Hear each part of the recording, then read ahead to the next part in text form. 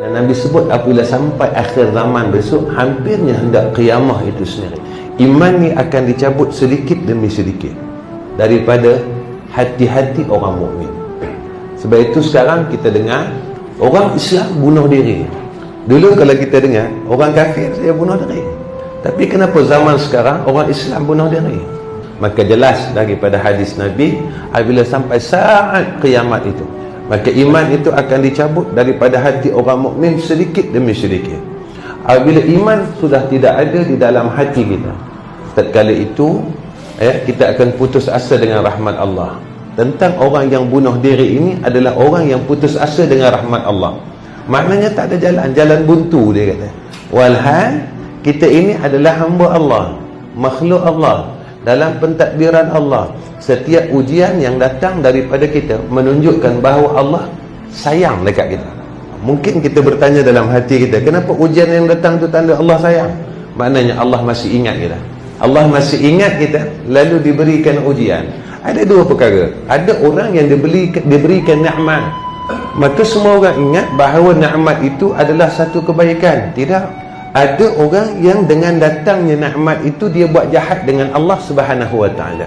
Kalau benda yang datang itu adalah benda nikmat ataupun benda kebaikan, tetapi kebaikan itu tidak jadi baik, maka bukan benda yang baik. Saya bagi contoh macam ni. Maka orang kata sihat itu satu nikmat yang amat besar, iaitu pada orang yang tahu mensyukurkan akan nikmat sihat itu. Tapi ada orang yang dengan sihat ini dia tak salah, dia lawan Allah, dia buat perkara yang Allah Ta'ala larang, Allah tak bagi, buat maksiat, dia buat maksiat. Maka sihat ini menjadi satu kemurkaan Allah. Ini ataupun dalam istilah dipanggil istidraj. Istidraj ini apa? Istidraj ini Allah bagi nikmat tetapi dia makin jauh dengan Allah. Selalu orang tanya, kenapa orang kafir ini kaya-kaya? Dunia ini Allah bagi pada semua orang, sama ada orang ini Allah kasih ataupun orang ni Allah benci. Maka nak tahu kita Allah benci atau tidak benci, dengan nikmat yang Allah bagi kita makin jauh dengan Allah. Tapi kalau nikmat yang kita dapat, kita makin dekat dengan Allah, makin rasa kita ada Tuhan. Macam seorang anak, mak dia bagi semua apa dia nak, tapi dia tak berasa, dia tidak ada rasa dalam diri dia, dia ada seorang mak ataupun dia tidak ada seorang ibu. Benda ini jadi faedah tak atas kita? Tak jadi faedah. Maka seorang anak satu hari dia kata apa? Dia kata, mak, saya tak perlukan harta daripada ibu, tetapi saya nak ibu. Saya tak nak apa yang ibu bagi kalau ibu tak ada. Walaupun ibu tak bagi apa-apa dekat saya, tetapi saya masih ada ibu. Begitulah nak kita bagi contoh kepada seorang hamba Allah.